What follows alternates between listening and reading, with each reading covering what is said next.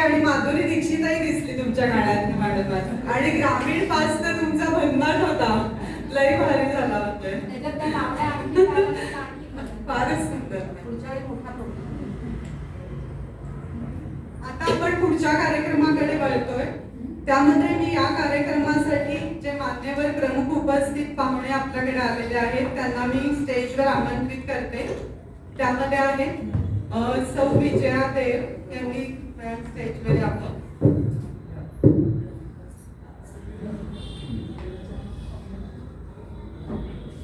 Doctor Arvind Darekar त्यांना घेऊन येते. या कार्यक्रमाचे अध्यक्ष श्री काशीनाथ शिकवण, प्रमुख अक्षरवेध मुद्रण, त्यांनी पण स्टेजवर यावं अशी मी त्यांना विनंती करते आणि आसनस्थ होण्याची विनंती करते.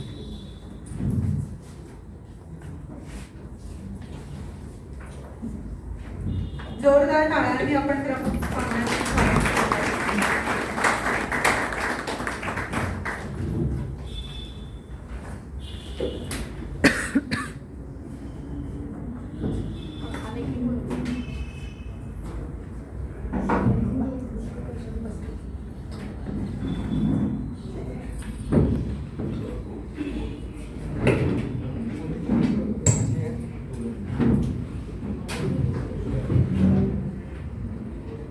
आपल्या प्रमुख पाहुण्यांची थोडक्यात ओळख आपण करून घेत आहोत आणि त्याचबरोबर त्यांचा सत्कार कार्यक्रमही आपण करणार आहोत.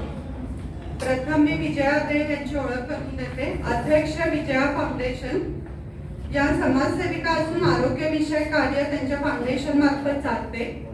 स्त्रियांचे आरोग्य केंद्रबिंदू ठेवून विविध सामाजिक उपक्रम त्यांच्या फाउंडेशन मार्फत चालवले जातात.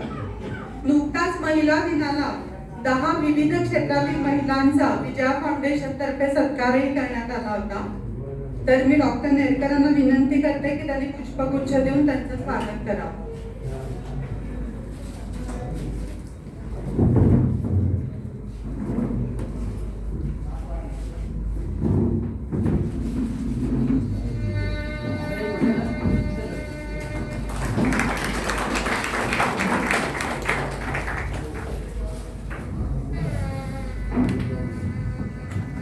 काशीनाथ शिकवण हे गेले 30 ते 40 वर्ष मुद्रण व्यवसायामध्ये कार्यरत आहेत. अक्षरवेधचे सर्वेसर्वा आहेत आणि नुकतंच त्यांचा षष्टपूर्त समारंभ झाला.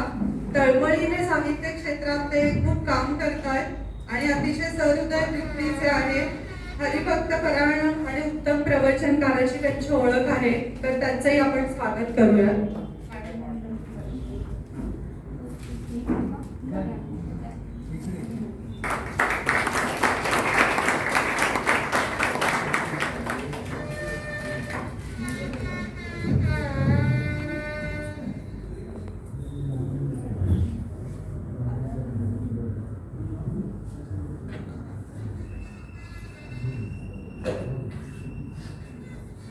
त्यानंतरच्या कार्यक्रमाला आपण सुरुवात करतो आहे.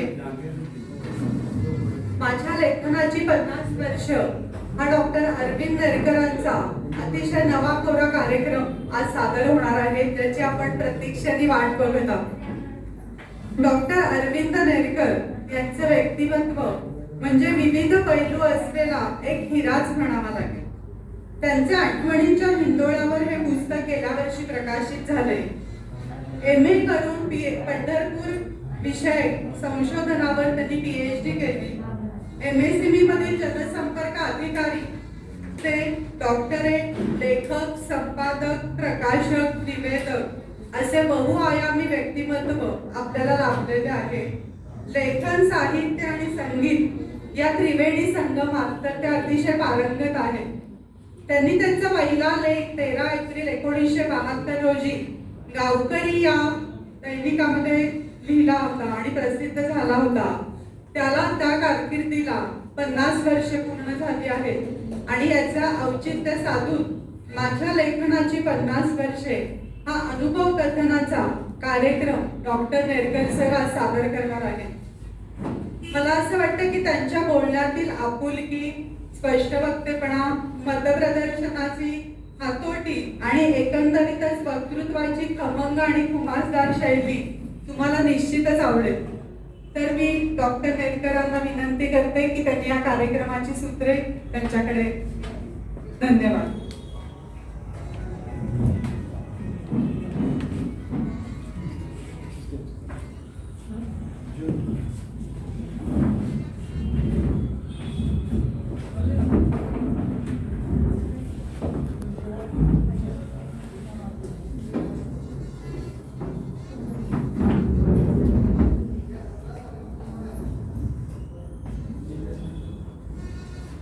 नमस्कार.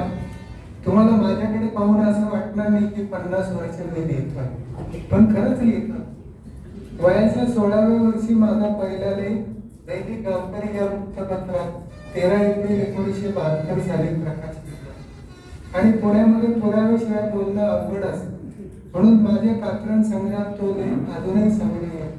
मध्ये मी व्हॉट्सअपवर सगळ्यांना तो पाठवला देखील होता. आणि अग्रलेखाच्या शेजारी मोठा लेख आणि तोही विद्यार्थीच असेल. त्या दिवशी मी माझ्या बचतीतले 1 रुपयाचे 4 दिवाळी गावकरीचे अंक विकत घेतले आणि जो दिसेल रस्त्याने त्याला सांगत गेलो की माझा लेख आहे. तर माझ्याकडे बघून मी त्यावेळेला विद्यार्थी होतो, असं कोणाला खरं वाटत नव्हतं मी लिहिलं. त्यावेळेला काही झेरॉक्सची पद्धत नव्हती, पण माझ्या हातामध्ये डायरी होती. मी गावकरीमध्ये वार्ताहर म्हणून काम करायचो आणि गावकरीतलेच जे असलेले पिवळे कागद त्याच्यावर कार्बन टाकून सेकंड कॉपी माझ्याकडे होती. जो दिसला त्याला ती कॉपी मी दाखवत असे की मी लिहिलेलं नाही. आता वर्तमानपत्रामध्ये मला मी वाचताना आणि अभ्यास करताना असं वाटलं होतं की कोणाला पहिल्यांदा दाखवावं. तर हेअर कटिंग सलूनवाला म्हणजे चालतं बोलतोय मोठं होतं. तर वामन नावी म्हणून सलूनमध्ये होते, त्यांच्याकडे गेले. म्हटलं काका माझा लेख याच्यामध्ये आहे. अरे तू कसा लिहिला असेल तर तू किती लहान आहे. मग एक कटिंग करणारे ग्रस्त होते, त्यांच्या हातात त्यांनी गावकरी दिला आणि म्हणाले हा मुलगा म्हणतो की नवीन लिहिलं, हे खरंच आहे का? हो म्हणाले, अरविंद नेरकर नाव आहे याच्यामध्ये, याचं नाव अरविंद नेरकर असेल तर हाच तो लेखक. आणि ती माझी लेखनातली पहिली सलामी होती. मग लिहितच गेलो अखंडपणाने. मधल्या काळातल्या मला एक आठवण सांगावीशी वाटते. माझ्या शालेय जीवनामध्ये गणित, विज्ञान आणि इंग्रजी यांचं गणित कधीच जमलं नाही, पण मराठी भाषेचं माझं सख्यत्व खूप होतं. वर्ग सुरू होण्याच्या आधी म्हणजे शाळेमध्ये मराठीचे धडे शिकवण्याच्या आधी माझं सगळं पुस्तक वर्षभराचं वाचलेलं असायचं. आणि ते वाचत असताना मला वाटायचं की आपणही असं मोठेपणी लेखक व्हावं. मग एक दिवस काय झालं की गरजा जय जयकार क्रांतीचा ही कविता शिकवत असताना शिक्षकांनी सांगितलं की कुसुमाग्रज नाशिकचे आणि ते इथेच राहतात. तर माझी उत्सुकता वाढली की कुसुमाग्रज यांना भेटायचं. मी त्यावेळेला 5वी 6वीचा विद्यार्थी होतो आणि 6वीपणाने मी माझी उत्सुकता माझ्या शेजारी बसलेल्या चंदन बेदरकर या विद्यार्थ्याला सांगितलं. तो म्हणाला अरे तात्यासाहेब त्यांच्या शेजारीच मी राहतो. म्हटलं अरे एवढे मोठे तात्यासाहेब तुझ्या शेजारी कसे राहते? चल म्हणाले मी तुला घेऊन जातो. मग त्या दिवशी उरलेले जे तास आहे त्याच्याकडे माझं लक्ष कुठे होतं. तेव्हा एकदा ती शाळा सुटली, पाठी फुटली म्हणण्याचं ते वय होतं. पाठी फुटलीने शाळा सुटल्यानंतर मी चंदन बेदरकर बरोबर तात्यासाहेबांच्या घरी गेलो आणि चंदन बेदरकर राहत होता. त्याच्या समोरच्या बाजूला तात्यासाहेब शिरवाडकर हे पटेल कॉलनीमध्ये राहत असतात आणि विवा शिरवाडकर अशी दारावरची पार्टी होती. म्हणजे तात्यासाहेबांचंच घर आहे हे निश्चित झालं. दार वाजवी, वेळ वाजवली आणि तात्यासाहेबांनीच दार उघडलं. मोठं प्रसन्न व्यक्तिमत्व पाहून मी नाशिकच्या खऱ्या अर्थाने गोऱ्यारामाचं दर्शन त्या दिवशी. आणि देव भेटला नाही पण माणसातला देव मी त्या दिवशी होतो. आणि तात्यासाहेबांच्याकडे गेल्यानंतर मग त्यांनी बसा म्हणून आम्हाला दोघा मुलांना सांगितलं आणि बसल्यानंतर मला सहज विचारलं की तू काय वाचतो? मी म्हटलं मराठी मला आवडतं. मराठीमधले काय वाचतो? मी म्हटलं कविता वाचतो. आणि मी लहानपणापासून जनसंपर्काचं बाळ करून मला मिळाल्यामुळे मी पटकन सांगून टाकलं की मला कविता आवडतात. तर म्हणाले कुठली कविता तुला आवडते? तर मी लगेच सांगितलं गरजा जय जयकार क्रांती. आणि ते म्हणे अरे वा तुला कविता माहिती आहे का म्हटलं माझ्या पाठ्य म्हणे म्हण बघू.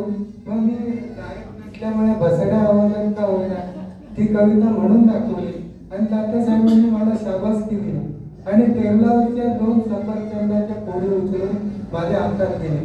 तो मला झालेला दिव्य साक्षात्कार आणि तात्यासाहेबांच्या पायावर डोकं ठेवून त्यांचा आशीर्वाद घेताना नतमस्तक होताना मला असं वाटलंच नाही की एवढ्या मोठ्या माणसाला आपण भेटू. घरी गेल्यावर मी ती आठवण घरच्या आई वडिलांना सांगितली. त्यांनाही आश्चर्य वाटलं आणि तात्यासाहेबांची ती झालेली पहिली भेट ही माझे परिसर स्पर्शासमाधानी झाली. डॉक्टर तारा गवाणकर ज्या मराठीतल्या लेखिका आहेत त्या मला 5वी 6वीला मराठी शिकवायला होत्या. न्यू हायस्कूलचा मी नाशिकचा विद्यार्थी. माझा अविस्मरणीय प्रसंग नावाचा निबंध हा जुलै महिन्यामध्ये मी लिहिला होता शाळा सुरू झाल्यावर आणि सत्यशृंग गडावर जात असताना झालेल्या अपघाताचा त्या निबंधामध्ये वर्णन होतं. निबंध माझा 4-5 पानांचा होता. त्याला 10 पैकी 9 मार्क तारा गवाणकरांनी दिले आणि खूपच छान असा शिरा दिला. आणि मग त्यावेळेस मी बाकीच व्यक्त केलं होतं की अरे हा मुलगा मोठेपणी चांगला लेखक होईल आणि ते मी मोठा झालो की नाही माहीत नाही पण चांगला लेखक निश्चित झालो हे माझा आत्मसन्मान म्हणून सांगतो. म्हणजे शालेय जीवनामध्ये हे 2 प्रसंग मुद्दाम सांगावेसे वाटते. त्यानंतर माझी जी वाटचाल सुरू झाली. मला गणिताचं गणित कधी जुळलं नाही, विज्ञानाची गोडी लागली नाही. इंग्रजीमध्ये आम्हाला शिकवायला चांगले शिक्षक नसल्यामुळे त्यात गती आणि प्रगती नव्हती. पण मराठी आणि हिंदी भाषेमध्ये मी नेहमी वर्गामध्ये पहिला 2रा नंबर आहे आणि मराठीमध्ये आपण पुढे जाऊन काही ना काहीतरी चांगल्या पद्धतीने लेखन करावं, लेखकासारखं लेखक व्हावं. माझं नाव योगायोगाने अरविंद असल्यामुळे मोठमोठ्या नावांची मी यादी काढल्यानंतर अनेक मोठ्या लोकांची नावं अरविंद यापासून आहे. त्यामुळे मला ती कॉलर काढ आपण असा अरविंद व्हावा. मग अरविंद गजेंद्र गडकरांचे अरविंद मोठे अरविंद बाबू म्हणून मी विचारवंत आहे. कितीतरी नावं मला याच्या नजरे समोर आले आणि मग लहानपणापासून एक मोठं स्वप्न मी बाळगलं आणि स्वप्न सत्यात येण्यासाठी काय काय धडपड करायची सुरुवात केली. आणि शालेय जीवनामधनं व महाविद्यालयीन जीवनामध्ये आल्यानंतर महाविद्यालयामध्ये बीकॉमचा मी विद्यार्थी. त्यावेळेला आपल्या आत्ताच्या मुलांसाठी हिंमत नव्हती वडिलांपुढे जाण्याची. आई वडिलांनी ठरवलं ती पूर्व दिशा ती सायन्समध्ये गती नाही. म्हणजे त्यावेळेला 3 पद्धतीचे लेबलिंग होते.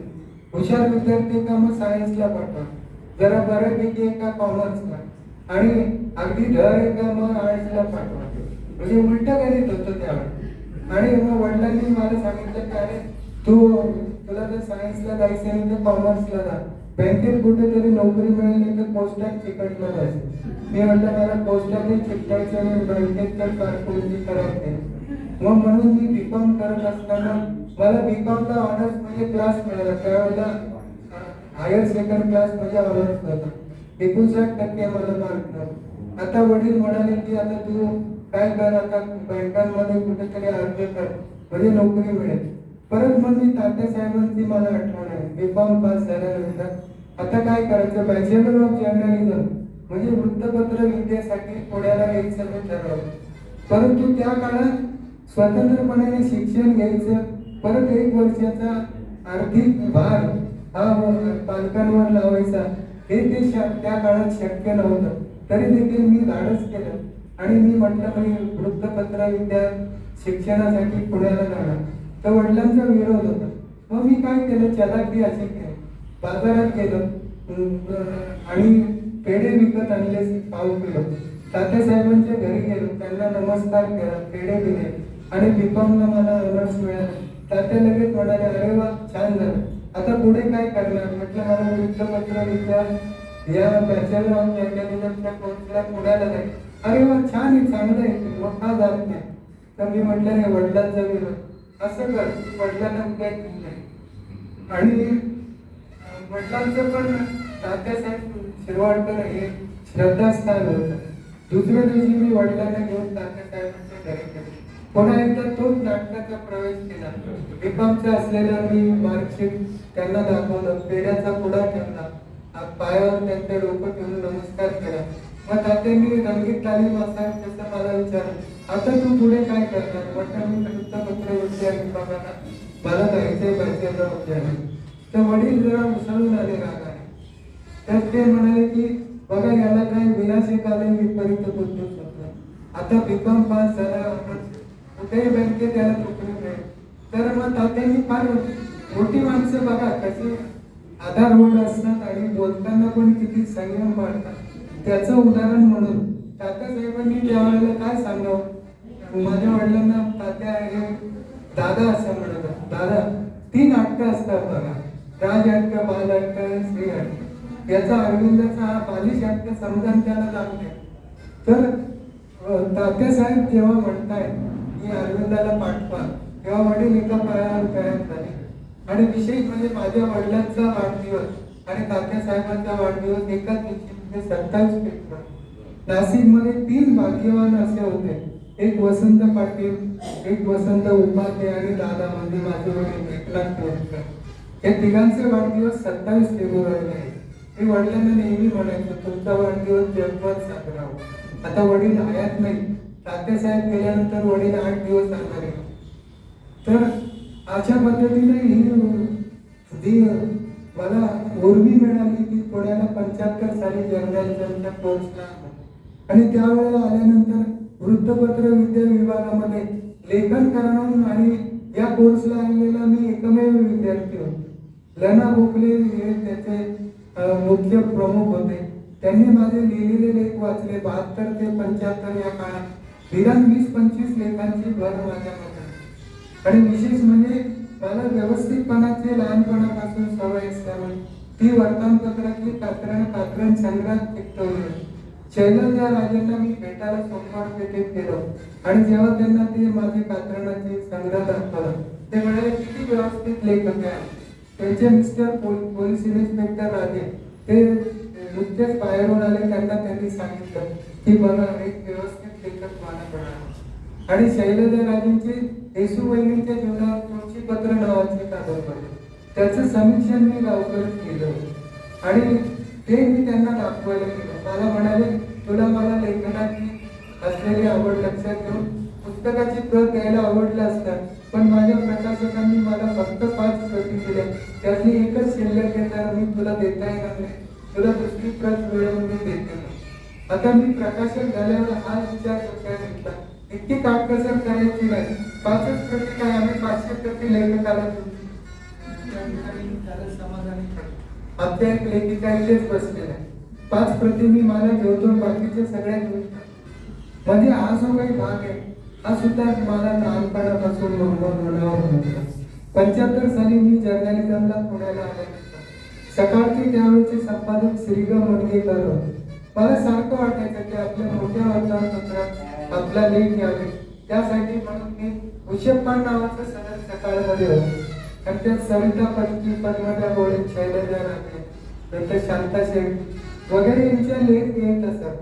आणि मी 2 महिने त्याचा अभ्यास केला की यामध्ये आपला लेख कसा आहे. एक दिवस वर्गामध्ये मुनगेकर सर शिकवल्यानंतर पटकन बाहेर पडले, तर दुसऱ्या दाराने मी त्यांना गाठलं आणि मी लिहिलेला पुन्हा नावाचा लेख त्यांच्या हातात दिला आणि त्यांनी तो डायरेक्ट ठेवून दिला.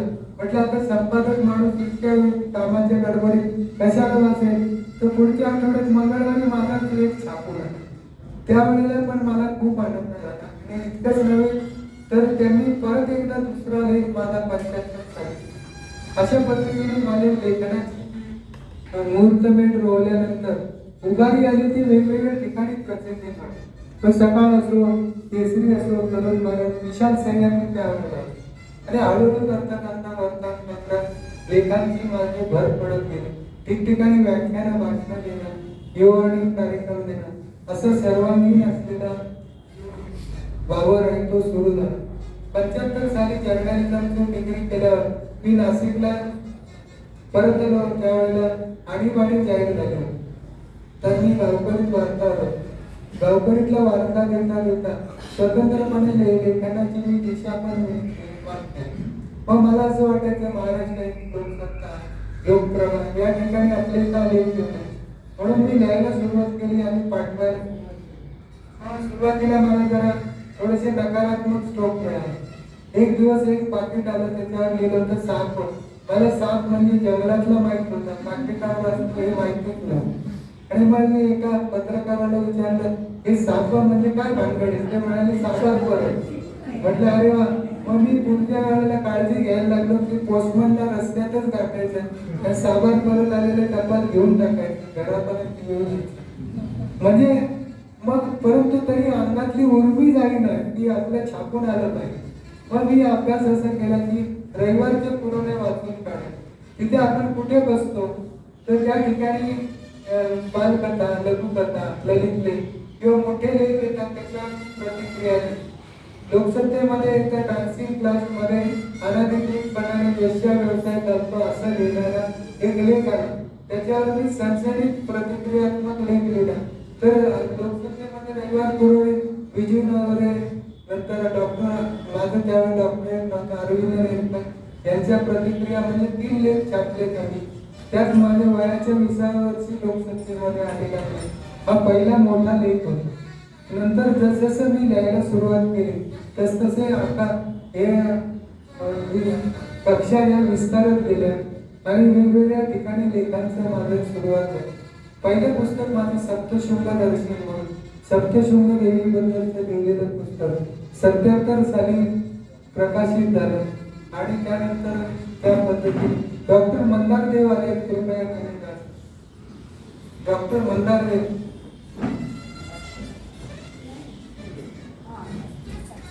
आपण टाळ्यांच्या गजरात मंदारदेव.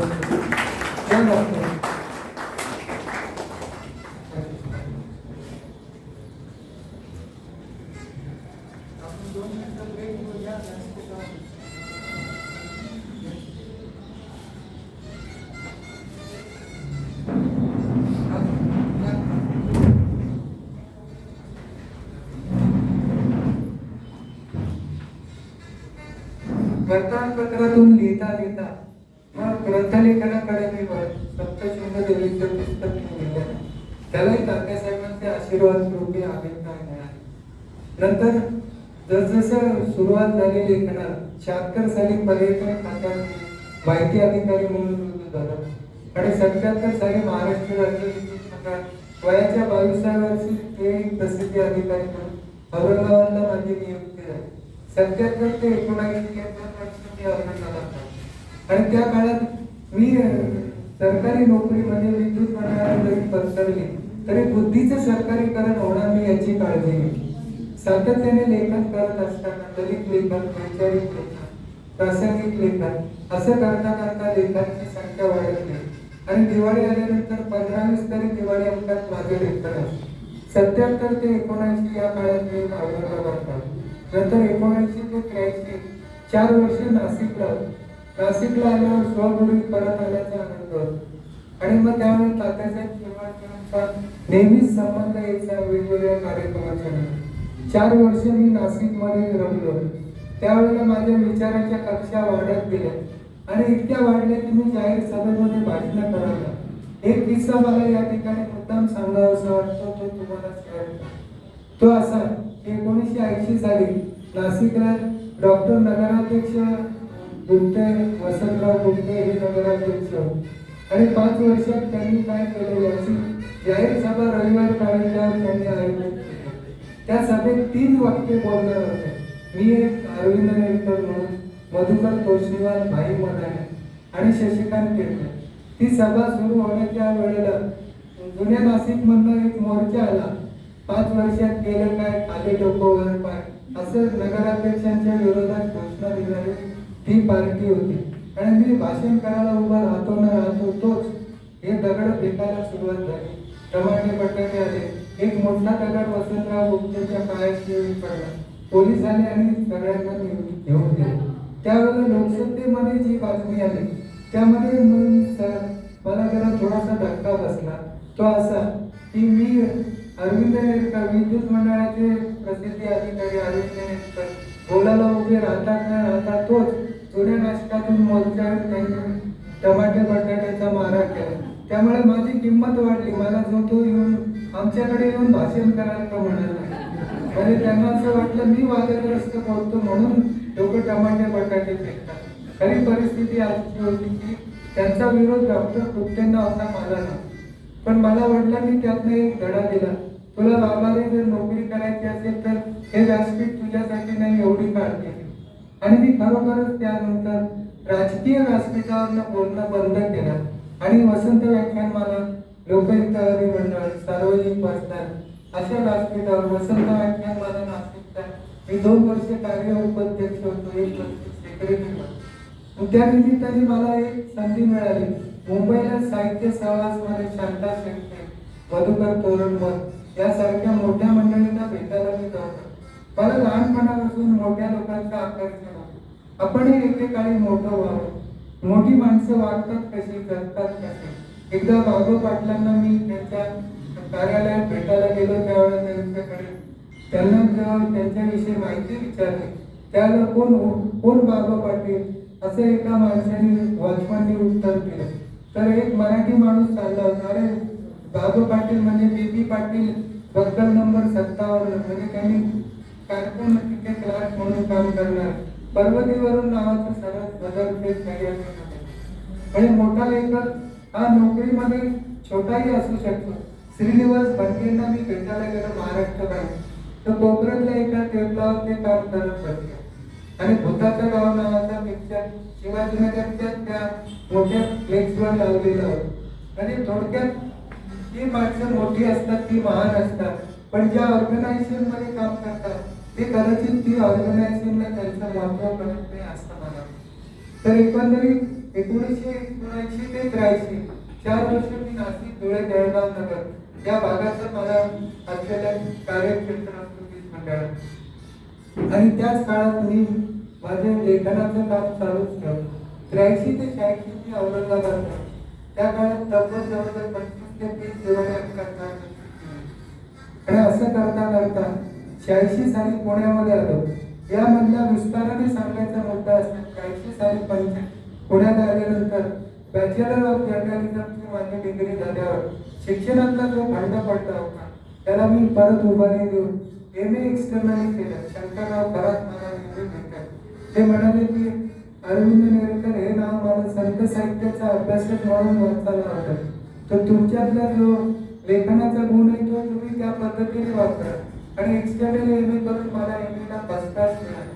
आणि PhD ला नोंदणी करताना पंढरपूर वारी आणि मराठी साहित्य हा विषय मी संशोधनाला घेतला, ज्या विषयावर विद्यापीठात आजपर्यंत कोणी डॉक्टरेट मिळवलं.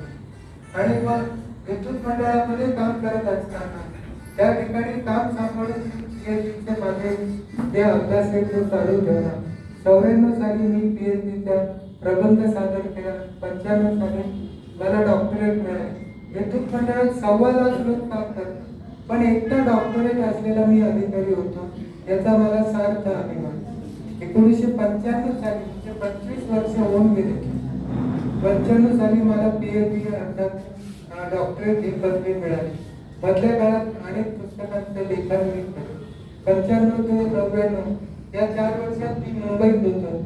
आणि मुंबईत असताना लेखनाच्या ज्या कक्षा आहेत त्या अजून रुंदावल्या.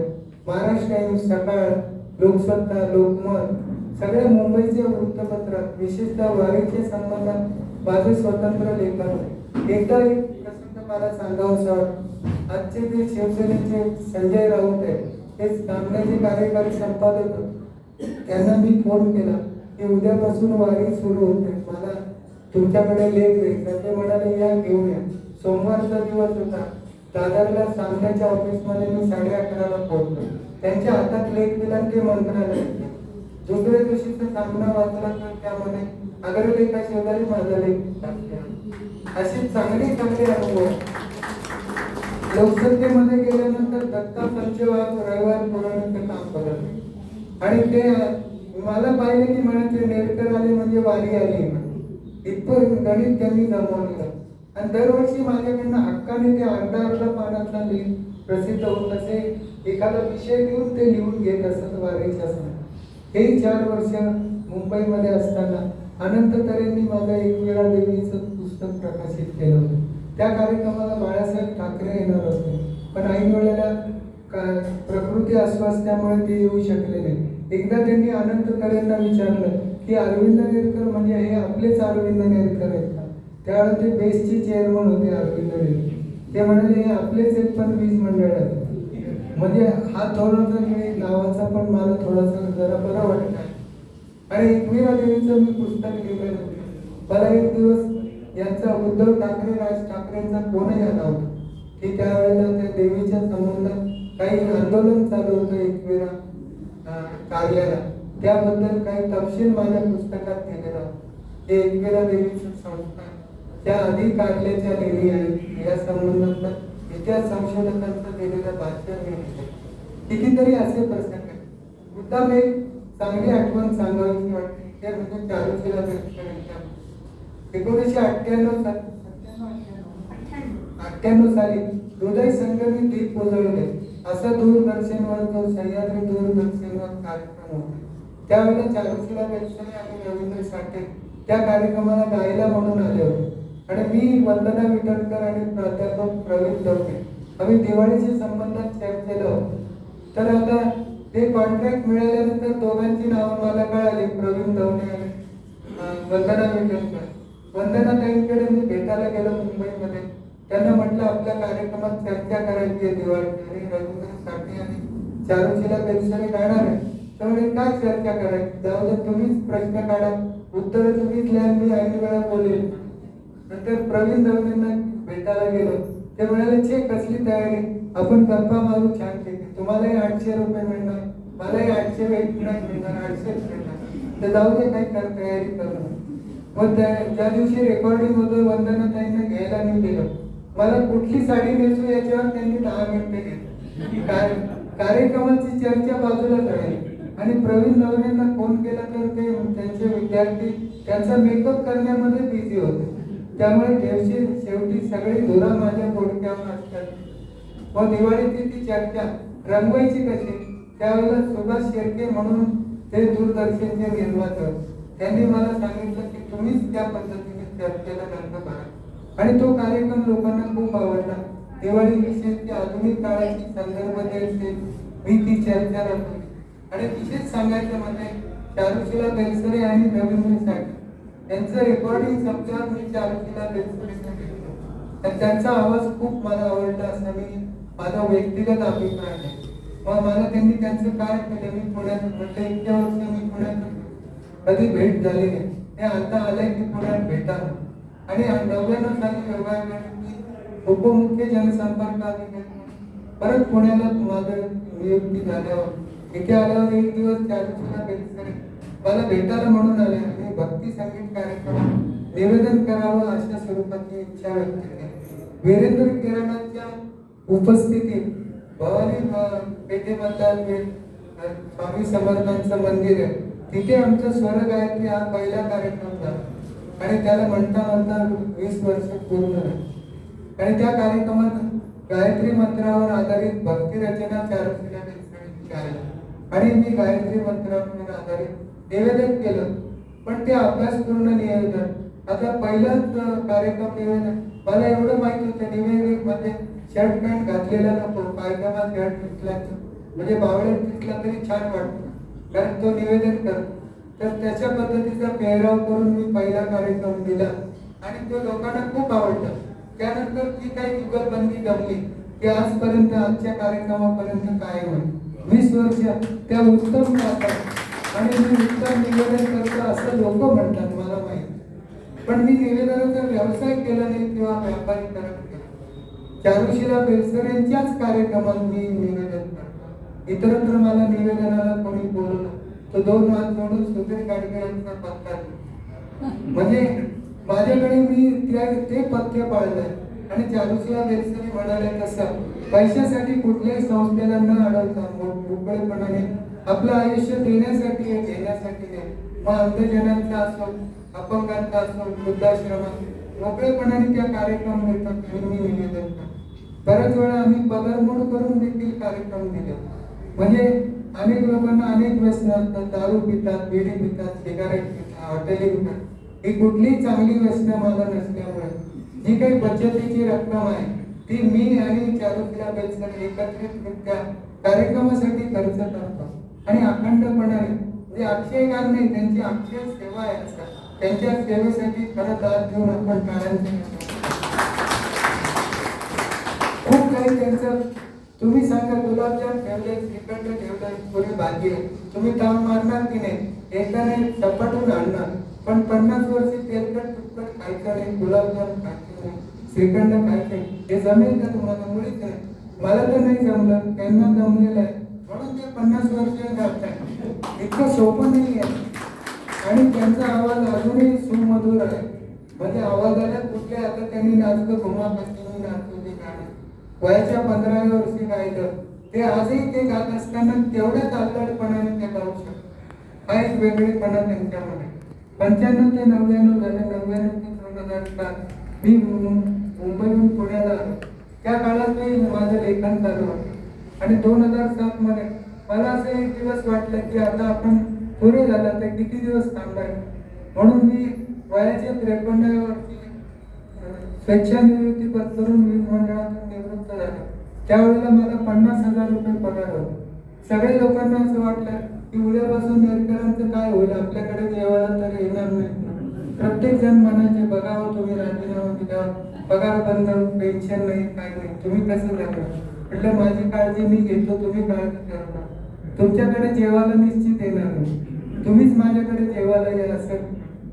आणि 2007 साली मी वीज मंडळाचा राजीनामा दिला.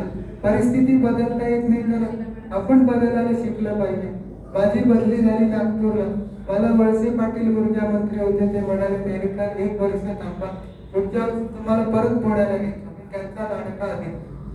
माझी बदली झाल्यानंतर त्यांनी स्पर्धा व्यक्त केली होती आणि मला म्हणाले पुढच्या वर्षी तुम्हाला घेतो पुढे. म्हटलं तोपर्यंत कशाला. मग मी तडकाफडकी राजीनामा देऊन मोकळा झालो. त्याचंही आमच्याकडे वीज मंडळात कौतुकाचा विषय. आणि 2007 मध्ये राजीनामा दिल्यानंतर एक दिवस मी शंकरराव खरातांच्या शकुंतला खरात यांना पत्नींना भेटलो आणि नरेंद्र जाधव कुलगुरू पुणे विद्यापीठात त्यांना भेटायला गेलो आणि त्यांना इच्छा व्यक्त केली की मला संत साहित्याच्या अभ्यासाला प्रमुख होण्याची इच्छा. माझी डॉक्टरेट पंढरपूरवाली होती. ते म्हणाले मग तुम्ही राजीनामा कशाला केला? मी तुम्हाला तसंच घेतलं असतं. नाही म्हटलं तसं नका, कारण वीज मंडळ इतकं चांगलं नाही की मला लगेच सोडून. त्यामुळे राजीनामा दिल्यानंतर 2008 साली मी जनसंपर्क संचालक म्हणून 1 वर्ष काम. त्यावेळेला संत साहित्याच्या अभ्यासात 3 ठिकाणी भरले गेल्या होत्या जागा. मला त्यांनी जनसंपर्क संचालक UGC म्हणजे विद्यापीठ अनुदानाच्या मंडळाच्या माध्यमातल्या पदावर नियुक्त केलं होतं. माझ्याकडे 4 कोटी रुपयाचं जाहिरातीचं बजेट, परंतु पैसे न खाण्याचा प्रामाणिक विद्यार्थी अधिकारी म्हणून माझा वीज मंडळातला जो लौकिक तोच तिथे कायम होता. विद्यापीठातल्या लोकांनी सांगितलं तुम्ही पैसे खाऊ नका, फक्त सह्या करा, पैसे आम्ही खाऊ, तुम्ही सह्या करा. म्हणजे तुम्ही मला वाल्मिकीचा वाल्या कोळी कशाला म्हणत, तुम्ही पैसे खा आणि तुम्हीच म्हणा. तर असं सांगून मी राजीनामा देऊन मोकळा झालो आणि नंतर भारतीय जैन संघटनेच्या संचालक पदावर नीतिमूल्याच्या अभ्यासक्रमाचाही संचालक म्हणून मग एक दिवस चारुशिला बेलसरे म्हणाले की आता ही दप्तर थांबवू, आपण स्वतंत्रपणाने मासिक काढूया. म्हणून मासिकाच्या नावांबद्दल चर्चा करताना शब्द गांधार हे नाव निश्चित करताना 100 नावं पुढे आले. साहित्यातला शब्द आणि संगीतातला गांधार मिळून असं शब्द गांधारची निर्मिती झाली. पहिला अंक आम्ही काढला जानेवारी. आमचे मुद्रक काशीने शिकवण नव्हते, त्यामुळे ज्या मुद्रकांनी शक्ती शेख म्हणून त्यांनी बाळंपण करावं तसे 6 महिन्यानंतर अंक नाही. आमचा दिवाळीचा अंक जानेवारी फेब्रुवारी मध्ये दिवाळीला ठरवलेला अंक दिवाळी अंक नव्हता. तो विशेष अंक म्हणून त्याचं नाव बदललं, ओल्ड वाईनी न्यू बदलतात. आम्ही गेलो विक्रेत्यांकडे, ते विक्रेत्यांनी आम्हाला जरा मूर्खात काढलं. ते म्हणाले आता दिवाळी संपली, तुमचा अंक कोण वाचणार, तर तुम्ही यावर्षी दिवाळी अंक प्रकाशित करा, 9 साला आम्ही तुमचे अंक विकत घ्यायला पण ठेवू. त्यामुळे मग 2009 मध्ये शब्द गांधारच्या दिवाळी अंकाची निर्मिती. त्यावेळेला शिकवणाची आमची भेट नव्हती झाली 2010 मध्ये. 2009चा पहिलाच अंक आम्ही 350 प्रति काढल्यावर तो सगळ्या मार्केटमध्ये खपला गेला. पण आम्हाला खूप आनंद झाला. त्याच्यावर 15 दिवसांनी निर्धार पडलं. त्यातले निम्मे अधिक अंक विक्रेत्यांनी परत केले. म्हटलं ठीक आहे, काही बिघडत नाही, आपण लेखकांना विनामूल्य वाटलं. आणि असं करून पहिल्या अंकाचं जे बजेट 40,000 रुपये खर्च होता, आम्ही 80,000 रुपये मिळवले. ते 40,000 रुपये राखून ठेवून दुसऱ्या वर्षाचं नियोजन केलं आणि अखंडपणाने आता 2021 चा अंक म्हणजे 13वा अंक, आता या वर्षीचा 22वा अंक, 22 सालाचा 14वा अंक प्रकार. एकदा त्याची घडी बसल्यानंतर अखंडपणाने चालू आहे. 2020 मध्ये करोना होता, त्या काळात सगळ्यांनी ऑनलाईन अंक काढले. आम्ही रेग्युलर अंक काढून धाडस केला आणि तो विकला. पहिल्यापासून एक काम करण्याची सूत्रबद्ध जी पद्धत आहे ती आम्हाला कामाला येते. लोक दिवाळी अंक एकदा काढला परत कधी काढत नाही, कारण त्यांची वसुली होत नाही. पराग करंदीकर जे महाराष्ट्राचे संपादक ते मला भेटल्यावर म्हणतात, नेटकर अजून तुमचा अंक आहे.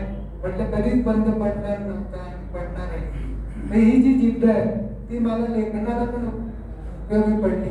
लेखनामध्ये जवळजवळ 1,500 ते 2,000 लेख माझे प्रसिद्ध झाले आणि 13 पुस्तकांचं माझं लेखन प्रकाशित झालं. वेगवेगळे स्वरमहिमा प्रकाशनाच्या माध्यमातून आम्ही 32 पुस्तकं गेल्या 8-10 वर्षात प्रकाशित, वेगवेगळ्या लेखकांची जे उत्साही लेखक आहेत, कथा, कविता, ही पुस्तकं प्रकाशित केली. आणि श्रद्धा प्रकाशन त्या माध्यमातून चारुशिला लेखसभेचं पुस्तक प्रकाशित होणार. ते 18वं पुस्तक, म्हणजे पुस्तकाची सुद्धा 50शी गाठली गेली. असा एक विलक्षण योग आहे. म्हणजे एका बाजूला प्रकाशनाचा, दुसऱ्या बाजूला लेखन, तिसऱ्या बाजूला वक्तव्य करणं आणि अशा पद्धतीने निवृत्तीचा काळ लेखनाचा मानून मी लेखनाची अखंड सेवा चालू आहे. आणि किती वर्ष आहेत माहीत नाही, परंतु जी काही आहे ते माझं नेहमी उद्दिष्ट पुढे असते. दिवाळी अंक आम्ही 14वा दिवाळी अंक, 25 दिवाळी अंकपर्यंत सन्मानाने आपण सुवर्ण महोत्सवी अंक प्रकाशित करावा आणि त्यावेळेला संस्थापक संपादक म्हणून थोडस निवृत्त होऊन इतरांना संधी द्यावी. कुठल्याही दिवाळी अंकाला 2 संपादक तुम्ही वाचले आहेत का? पण आमच्या दिवाळी अंकाला चारुशिला बेलसरे आणि मी, आम्ही दोघं संपादक द्वय आहोत. त्याचं कारण कार्यकारी संपादक असण्याचा प्रश्नच नाही. माझ्या इतकंच त्या जिद्दीने आणि जिकरीने काम करतात. त्यामुळे एका बाजूला लेखन आहे, एका बाजूला प्रकाशन आहे.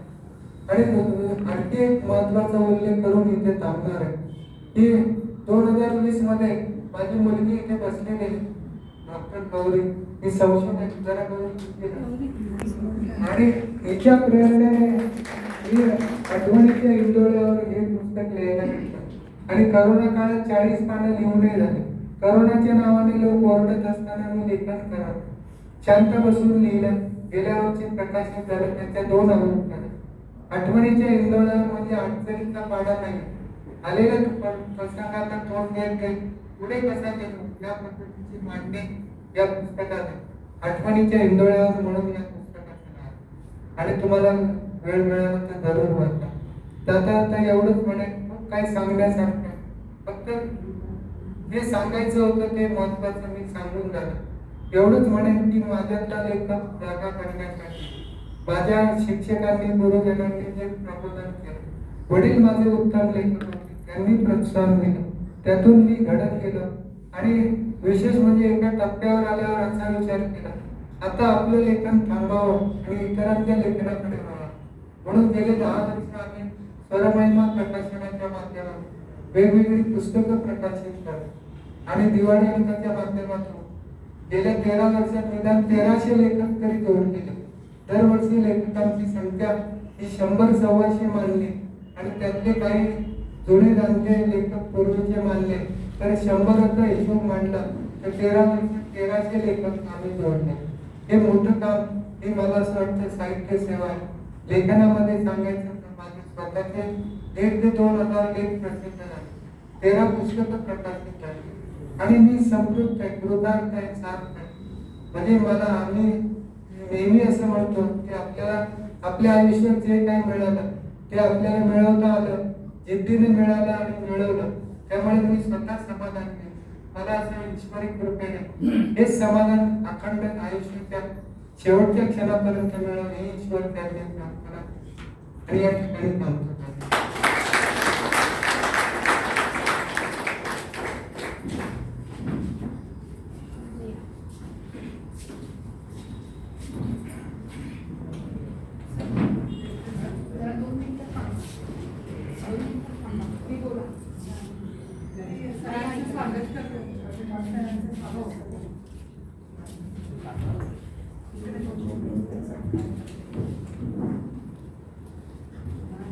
धन्यवाद नेरकर सर. खूपच सुंदर कार्यक्रम झाला आणि त्यांच्या आठवणींमध्ये आपण सगळेजण रमून गेलो आहोत.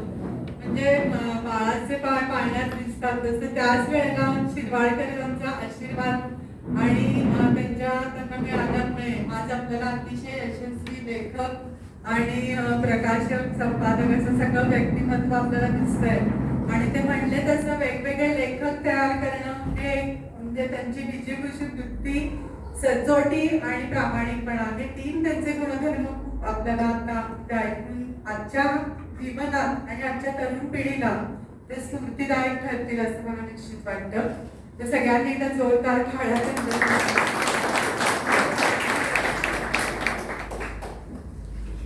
आणि यानंतर स्वरगायत्री प्रतिष्ठानतर्फे डॉक्टर नेरकर यांचा सत्कार आपण करतोय. धनंजय श्रीवास्तव या कराड वैभवचे संपादक आज योगायोगाने उपस्थित आहेत. त्यांच्या हस्ते डॉक्टर नेरकरांचा शाल श्रीफळ देऊन आपण स्वरगायत्री प्रतिष्ठानतर्फे सत्कार करूया.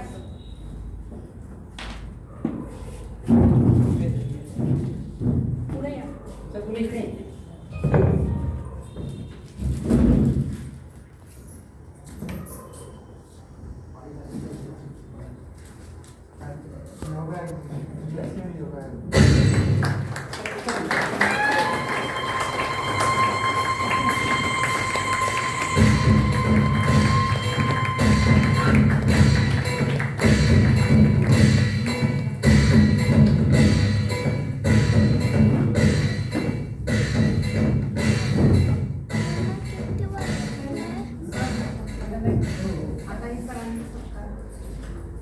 कार्यक्रमामध्ये आपले प्रमुख पाहुणे डॉक्टर मंदार देवसर यांचं आगमन झालं. त्यांचा आपण सत्कार करूया पुष्पगुच्छ देऊन. मी डॉक्टर नेरकर सरांना विनंती करते. मंदार देव प्रसिद्ध कार्डिओलॉजिस्ट आहेत. कोथरूड यांचं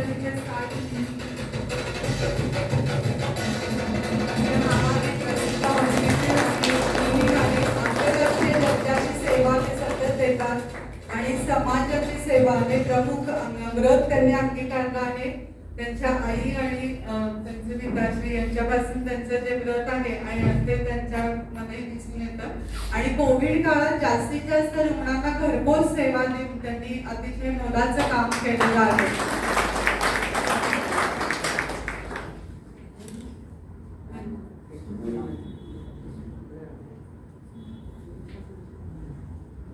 यामध्ये थोडस एकच सरांनी आता नेरकर सरांचा कार्यक्रम झाला त्याच्यामध्ये थोडी माहिती अशी मी देते की स्वरमहिमा प्रकाशन आणि श्रद्धा प्रकाशन या दोन्हीशी चारुशिलाताई आणि डॉक्टर नेरकर या दोघांचंही नातं जोडलं गेलेलं आहे. स्वरमहिमा प्रकाशन मध्ये चारुशिलाताई या प्रकाशकाची भूमिका सांभाळत आहेत तर डॉक्टर नेरकर सर विश्वस्त असून विशेष संपादनाचे कार्य करत आहेत. श्रद्धा प्रकाशन मध्ये डॉक्टर नेरकर प्रकाशक असून चारुशिलाताई या प्रमुख विश्वस्त आहेत. तर आजचा हा जो कार्यक्रम आहे त्याच्यामध्ये डॉक्टर नेरकरांनी आता जे सांगितलं की त्यांच्या कारकिर्दीची 50 वर्ष झाली तो कार्यक्रम आपण ऐकला. आता पुढचा कार्यक्रम आहे की जी चारुशिलाताईंच्या पुस्तकाचं प्रकाशन आपण करणार आहोत ती माझ्या संगीतमय जीवनाची सोनेरी वाटचाल. पण त्यांच्याही संगीताला 50 वर्षाची कारकीर्द पूर्ण झाली आहे. आणि स्वरमहिमा आणि श्रद्धा प्रकाशन स्वरमहिमाची 32 पुस्तके वेगवेगळी कथा, लघुकथा, काव्यसंग्रह आणि श्रद्धा प्रकाशनाची 18 पुस्तकं प्रकाशित झालेली आहेत. अशी दोन्ही मिळून 50 पुस्तकं झाली. म्हणजे आज 50 या आकड्याला म्हणजे खरोखर एक सुवर्ण आहे. आणि स्वरमहिमा स्थापन 14 वर्ष झाली आणि दरवर्षी त्यांचा शब्द गांधार दिवाळी अंक जो आपला सगळ्यांचा लाडका दिवाळी अंक आहे त्याला आपण हे देतोच, म्हणजे आपला आवडता आहे तो प्रकाशित झालेला आहे. आणि यावर्षी महिला दिनानिमित्त महिला विशेष अंक हा चारुशीला त्यांच्या पुढाकारातून आणि त्यांच्या म्हणजे योगदानातून आपल्याला प्रकाशित झालेला आहे. तर एक जोरदार टाळ्या या दोन्हीसाठी. आणि यानंतर आपण पुस्तक प्रकाशनाच्या सोहळ्याकडे जात आहोत.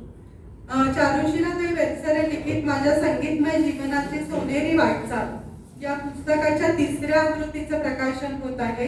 पहिल्या 2 आवृत्तींना मिळालेला प्रचंड प्रतिसाद यामुळे 3री आवृत्ती आता प्रकाशित केलेली आहे आणि त्याचा प्रकाशन सोहळा आता संपन्न होईल. प्रकाशन सोहळा हा श्री काशीनाथ शिकवण यांच्या अध्यक्षतेखाली आणि डॉक्टर मंदारदेव आणि सौ विजयादेव या प्रमुख पाहुण्यांच्या हस्ते होणार आहे. तर सगळ्यांनी त्याच्यासाठी एक जोरदार टाळ्या.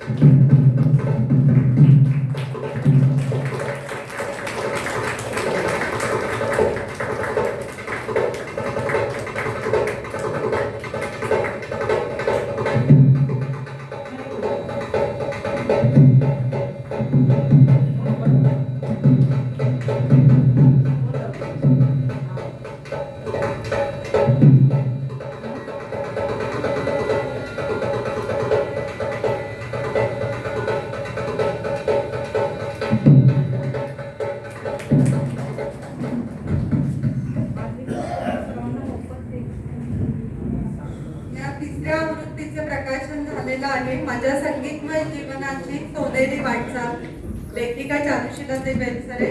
चारुशीलाताईंतर्फे हे पुस्तक सर्वांना आज सप्रेम भेट म्हणून देण्यात येणार आहे. तर आता आपण त्याचा स्वीकार करा.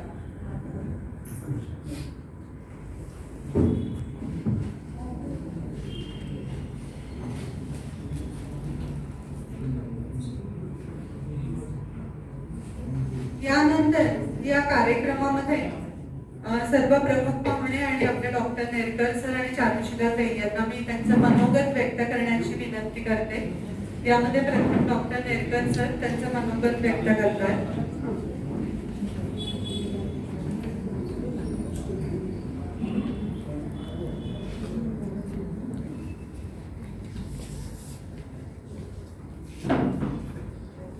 माझ्या संगीतमय जीवनाची सोनेरी वाटचाल हे चारुशीला वेलसरेंचं जे पुस्तक आहे. छोटे गाणी आहे त्या मोठ्या गायिका आहे. त्यांच्या गायनामधून ते जास्त बोलतात, साहित्यामधून कमी बोलतात, परंतु अतिशय संक्षेप आणि उत्तम असे लेखक या 56 पानाच्या पुस्तकात पाहिजे. 50 वर्षाची त्यांची जी संगीताची वाटचाल टप्प्याटप्प्याने कशी झाली याचं पूर्णपणाने निवेदन या छोटे गाणी पुस्तकात आहे. हे श्रद्धा प्रकाशनाच्या वतीने मी प्रकाशित केले. एक प्रकाशक या नात्याने मी एवढंच म्हणेन की ज्या पुस्तकाच्या 2 आवृत्त्या झाल्यानंतर आज 3री आवृत्ती होते याचं खरंच कौतुक करण्यात आलं. आणि विशेष म्हणजे त्यांचं जीवन हे देण्यासाठीच आहे, म्हणून हे त्यांनी इथे उपस्थित सगळ्या रसिकांना ही सप्रेम भेट म्हणून तुरंत देतो. मी त्यांना त्यांच्या लेखन कार्याला, प्रकाशनाला, साहित्य क्षेत्राला मनापासून शुभेच्छा देतो. धन्यवाद.